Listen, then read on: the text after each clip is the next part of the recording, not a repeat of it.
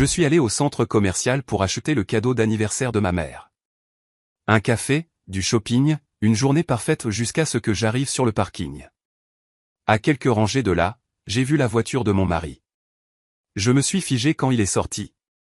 Avec une autre femme, riant, s'embrassant, comme si je n'existais pas. Mais j'ai vu quelque chose d'encore pire. Le centre commercial a toujours été mon petit refuge après une longue journée de travail.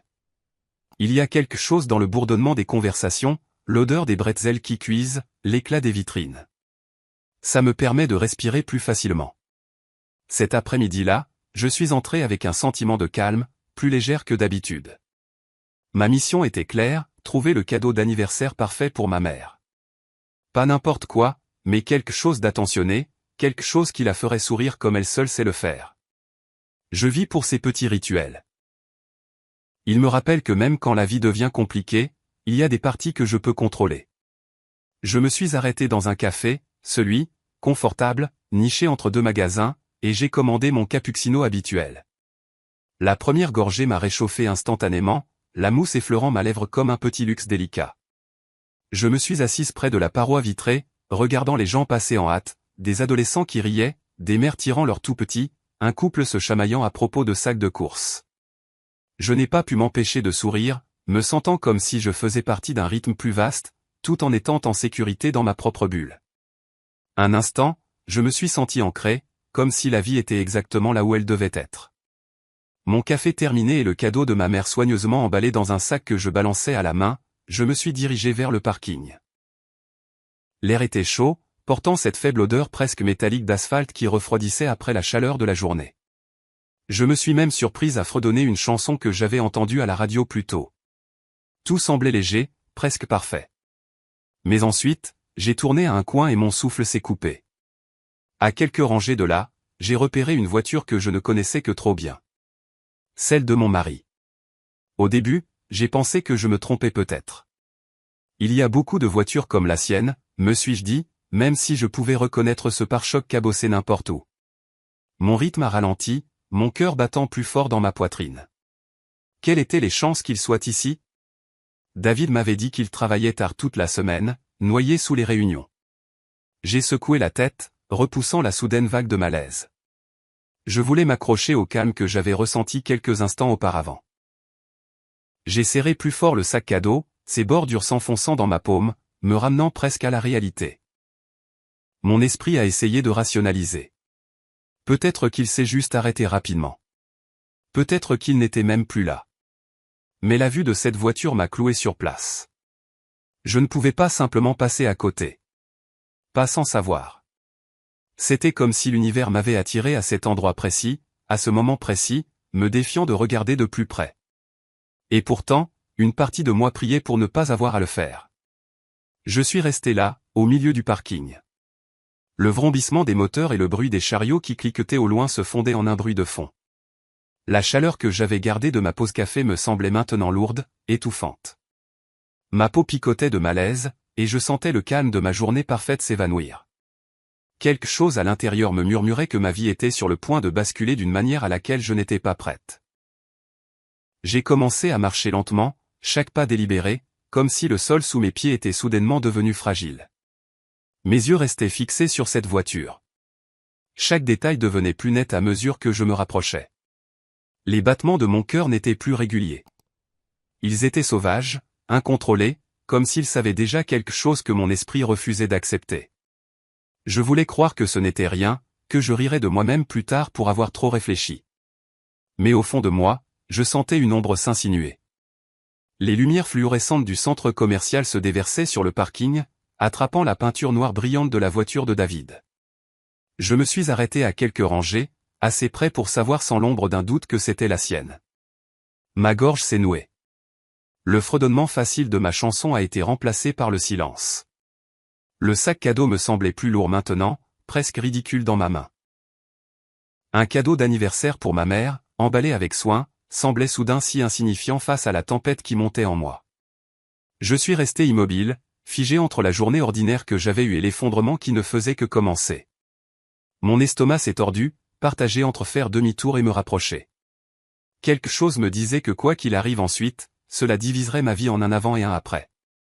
Et alors que je restais là, le cœur battant à tout rompre, je ne savais pas encore à quel point ce sentiment était juste. Je me suis figé quand j'ai vu la portière du conducteur s'ouvrir. Pendant une fraction de seconde, mon cerveau m'a supplié de détourner le regard, de tourner les talons et de partir avant que la vérité n'éclate. Mais mes yeux se sont rivés sur la silhouette qui sortait. C'était David, mon mari, l'homme qui disait être submergé de travail, trop occupé même pour un dîner rapide avec moi. Ma poitrine s'est serrée si soudainement qu'il était difficile de respirer. Et puis elle est apparue. Une femme est sortie du siège passager, riant doucement en ajustant la bretelle de sa robe. Le son de sa voix a traversé le parking, léger et facile, comme s'ils avaient partagé une blague privée. J'ai senti mon estomac se nouer comme si le sol s'était ouvert sous moi. Elle s'est penchée vers lui, sa main frôlant sa manche comme si elle y avait sa place. J'arrivais à peine à l'assimiler. Avant même que je puisse cligner des yeux, David s'est penché et l'a embrassé. Rapide, désinvolte, familier. Tout mon corps est devenu froid, comme si de la glace parcourait mes veines. Je voulais crier, courir, tout arrêter, mais je ne pouvais pas bouger. Au lieu de cela, je suis resté caché derrière une rangée de voitures, serrant le sac cadeau comme un bouclier. Chaque instinct en moi hurlait que plus rien ne serait jamais pareil. Je me suis légèrement accroupi, mon cœur battant si fort que j'étais sûr que quelqu'un pouvait l'entendre. Ils marchaient ensemble vers la sortie du centre commercial, riant toujours, complètement inconscient que j'étais à quelques mètres de là. Je pouvais voir l'aisance dans son langage corporel. La façon dont sa main frôlait le creux de son dos, la guidant comme si c'était une seconde nature. Ce simple geste m'a dévasté plus encore que le baiser. Ce n'était pas juste une aventure. C'était de l'intimité. J'ai sorti mon téléphone de mon sac à main, les mains tremblantes. Mes doigts tremblaient en le déverrouillant, l'écran brillant durement dans la faible lumière du parking. Pendant une seconde, j'ai hésité, me demandant si je voulais vraiment la preuve de ce que mes yeux avaient déjà vu. Mais une vague de lucidité m'a frappé. Il ne s'agissait pas de doute. Il s'agissait de survie. Alors, j'ai levé le téléphone et j'ai pris photo sur photo, capturant chaque détail cruel. Chaque déclic de l'appareil photo ressemblait à une trahison gravée dans la pierre. Ma poitrine était serrée, ma respiration courte, mais j'ai continué jusqu'à ce que je sache que j'en avais assez. Je ne voulais pas de confrontation. Pas ici, pas maintenant. Pas de scène au milieu d'un parking. Je voulais quelque chose de plus permanent, quelque chose qui brûlerait le moment venu. Et à cet instant, un vœu s'est formé en moi. Il regretterait chaque mensonge. J'ai lentement baissé mon téléphone, ma main tremblant toujours, et je l'ai pressé contre ma poitrine comme si c'était la seule chose qui me maintenait entière. Le rire de David résonnait faiblement alors qu'il s'éloignait, sa voix se mêlant à la sienne, insouciante et chaleureuse. Ce son était le mien autrefois, une mélodie cousue dans le tissu de notre vie. Maintenant, il était empoisonné. Chaque note me transperçait, vive et sans pitié. Pendant un moment, je suis resté là, paralysé, tout mon corps vibrant d'incrédulité. Le parking autour de moi est devenu flou, les phares qui passaient, les inconnus qui parlaient, les chariots qui claquaient contre le bitume. Rien de tout cela ne m'atteignait. Tout ce que je pouvais sentir, c'était le poids de la trahison s'installant profondément dans mes os. Mon mariage, ma confiance, mon sentiment de sécurité, tout s'est fissuré en un seul battement de cœur. Je n'étais plus la même femme qui était entrée dans le centre commercial cet après-midi-là. Mais au lieu de m'effondrer, je me suis redressé. S'il pensait que j'allais me briser, il ne me connaissait pas du tout. Pas de larmes. Pas encore. Je porterai cette tempête en moi, silencieusement, jusqu'au moment où je choisirai de la déchaîner. Et alors que je me détournais, serrant les photos comme une arme secrète, je savais que mon silence serait la lame la plus acérée. Quand j'ai franchi la porte d'entrée ce soir-là, David était déjà à la maison. Il a levé les yeux du canapé avec ce même sourire facile, comme si rien au monde n'avait changé. Longue journée, a-t-il demandé, sa voix stable, son ton étudié. J'ai forcé un petit hochement de tête, posant le sac cadeau de ma mère sur la table, mon visage calme. À l'intérieur, cependant, c'était comme si une tempête avait pris racine dans ma poitrine, battant contre mes côtes à chaque respiration. Nous nous sommes assis pour dîner, la même routine que d'habitude, assiette, couvert, un léger tintement de verre. Il a parlé du travail, des délais et des réunions, tissant les mêmes excuses qu'il me servait depuis des semaines. J'ai écouté, hochant la tête au bon moment, posant même des questions. Mais chaque mot qui sortait de sa bouche ressemblait à un nouveau mensonge brûlant l'air entre nous. Mes mains sont restées stables, mon sourire léger, bien qu'à l'intérieur je me défilochais fil après fil. Je l'ai étudié différemment cette nuit-là. La façon dont ses yeux se dérobaient quand je posais certaines questions, la légère pause avant qu'il ne donne une réponse, ce n'était plus seulement de la suspicion.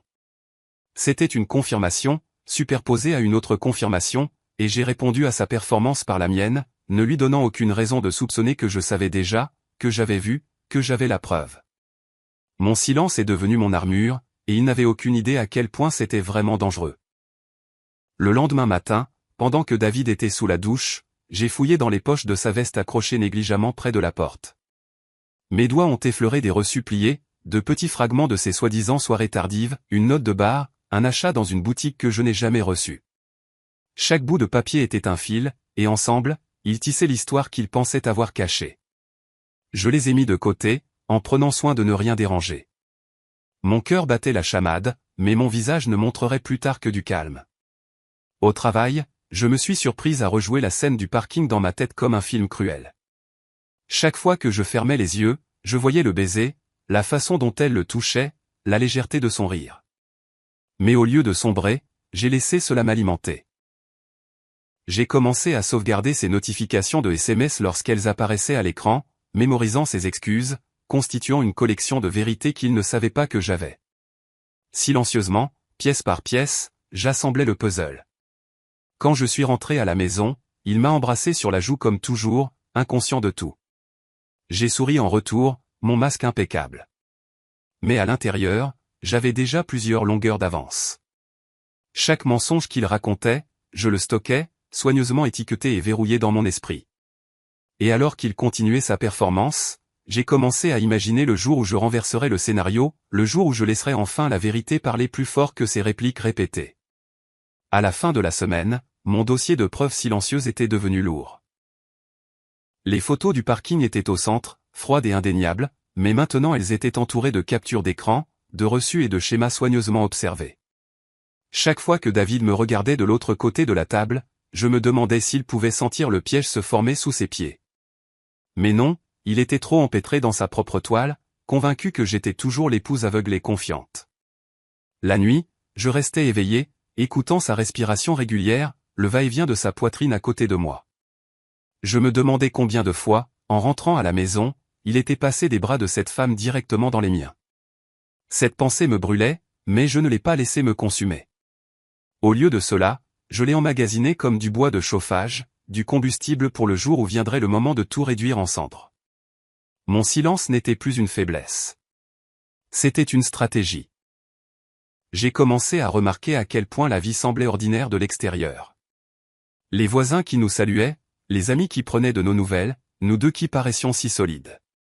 Mais derrière les portes closes, je tenais la vérité comme une lame, aiguisée et prête. Il n'avait aucune idée à quel point sa chute était proche. Aucune idée que chaque pas qu'il faisait le menait droit dans mes mains. Et bientôt, je déciderai précisément comment et quand le laisser tomber. Quand j'ai suggéré d'organiser un dîner de famille, le visage de David s'est illuminé. Il pensait que c'était ma façon de montrer mon affection, de rappeler à tout le monde que nous étions toujours le couple parfait. J'ai joué mon rôle à la perfection, frôlant sa main en public, me penchant près de lui, lui murmurant des mots tendres qui faisaient sourire ses parents. À l'intérieur, j'étais de glace. Chaque geste tendre était répété. Chaque sourire, une arme aiguisée qu'il ne pouvait pas voir venir. J'ai invité ses parents, ses amis les plus proches, et même quelques personnes qu'il admirait profondément. Pour lui, cela ressemblait à une célébration de notre couple, une démonstration d'unité. Il se promenait dans la maison en fredonnant, complètement inconscient qu'il se préparait à sa propre humiliation. J'ai mis la table avec soin, poli les verres à vin et placé les bougies juste comme il fallait. Pour le monde extérieur, c'était de l'amour. Pour moi, c'était la scène d'un règlement de compte. Le soir du dîner, la maison s'est remplie de rires et de tintements de verre. David s'épanouissait sous les projecteurs, racontant des histoires, se délectant de l'admiration. J'étais assise à côté de lui, hochant la tête, riant, le laissant savourer son moment. Mais au fond de moi, mon pouls était stable, mon esprit clair. Je savais ce qui allait arriver, et je savourais l'anticipation. Chaque seconde qui passait me rapprochait du moment où le masque se briserait. Après le dîner, je me suis levé et j'ai tapoté légèrement mon verre, attirant l'attention de tous. J'ai pensé que ce serait bien de partager quelques souvenirs, dis-je chaleureusement, en désignant l'écran que j'avais installé plus tôt. Des sourires se sont répandus sur la table. Ils s'attendaient à de la nostalgie, des anniversaires, peut-être même un hommage romantique.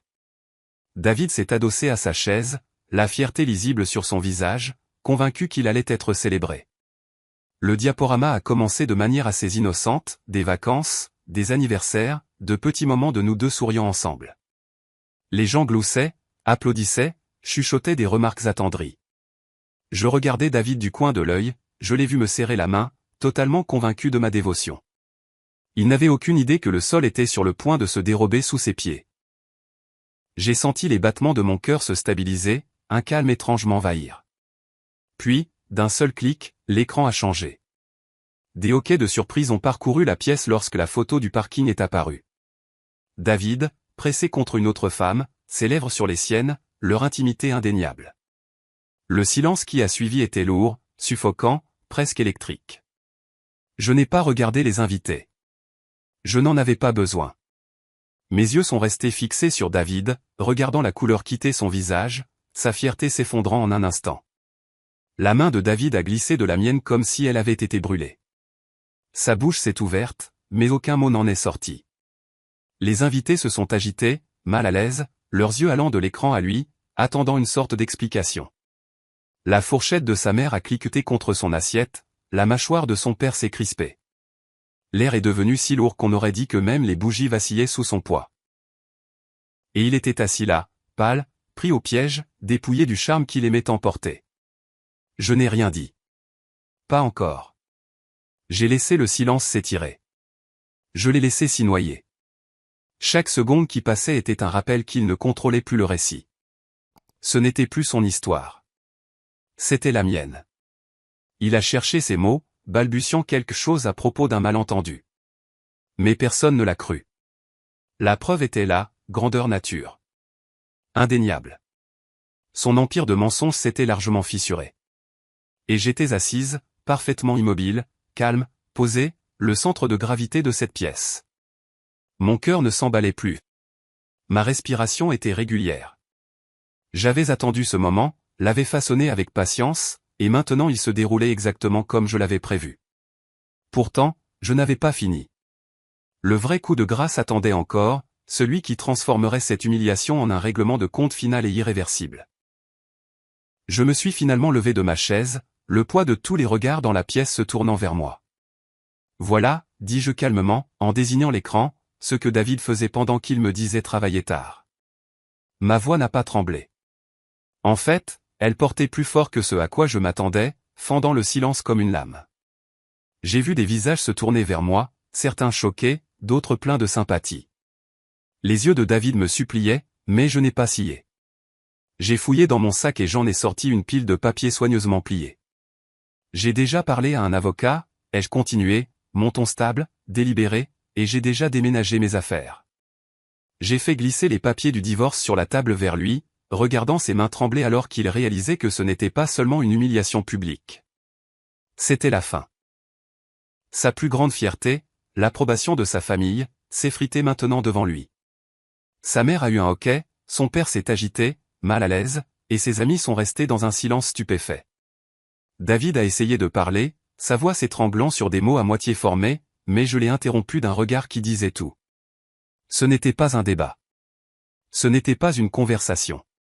C'était mon verdict, et je voulais qu'il ressente chaque once de la honte qu'il avait si nonchalamment méritée. Je me suis retourné vers les invités, ma voix plus douce maintenant, mais non moins ferme. Vous méritez tous de connaître la vérité, dis-je, mon regard balayant la table. Pendant des mois, il m'a regardé dans les yeux et m'a menti, prétendant être le mari dévoué. Mais ceci, ai-je pointé vers l'image figée à l'écran, c'est qui il est vraiment. Un murmure s'est répandu dans la pièce, le genre de murmure qui survient lorsque le respect meurt en un instant. La mère de David a couvert sa bouche, les larmes montant à ses yeux. Son père le fixait avec une déception si crue qu'elle remplissait presque le silence à ma place. David a tendu la main vers moi de l'autre côté de la table, désespéré, murmurant mon nom comme s'il pouvait effacer ce qui avait été mis à nu. J'ai retiré ma main avant qu'il ne me touche. Mon refus, bruyant sans un seul mot. Ce geste était définitif. Je me suis redressé, refusant de laisser le moment m'engloutir. Il ne s'agissait plus de rage. Il s'agissait de me réapproprier, de la manière la plus éclatante et la plus indéniable qui soit. J'avais porté ces mensonges en silence, j'avais monté le dossier pièce par pièce, et maintenant j'en étais libéré. Les papiers sur la table n'étaient pas seulement des documents juridiques. Ils étaient ma déclaration. J'en avais fini de vivre dans son ombre. J'ai rassemblé mes affaires lentement, m'assurant que tous les regards dans la pièce restaient fixés sur moi. Mon sac à main sur l'épaule, le sac cadeau pour ma mère toujours à la main, le seul détail de la journée qui était resté pur. J'ai regardé David une dernière fois. Son visage était cendré, sa fierté mise en pièces devant les personnes dont l'approbation comptait plus que tout pour lui. Ça, je le savais, c'était la blessure qui ne guérirait jamais. Je n'ai pas crié, pas pleuré, je ne l'ai pas laissé me voir briser. Au lieu de cela, j'ai gardé la tête haute et j'ai marché vers la porte. Chaque pas était stable, délibéré, un rythme qui m'éloignait des mensonges et me rapprochait de la liberté. Derrière moi, je pouvais entendre les chuchotements s'élever, le bruissement des chaises, l'incrédulité stupéfaite s'installant dans la pièce. Je ne me suis pas retourné, pas une seule fois. En sortant dans l'air frais de la nuit, j'ai respiré profondément, comme si je prenais ma première vraie bouffée d'air depuis des mois. Le poids sur ma poitrine s'est levé, remplacé par quelque chose de plus fort. La détermination. David resterait à jamais dans les mémoires non pas comme un mari, non pas comme l'homme qu'il prétendait être, mais comme le menteur qui a été démasqué devant sa propre famille. Et on se souviendrait de moi comme de la femme qui a refusé d'être trompée un instant de plus.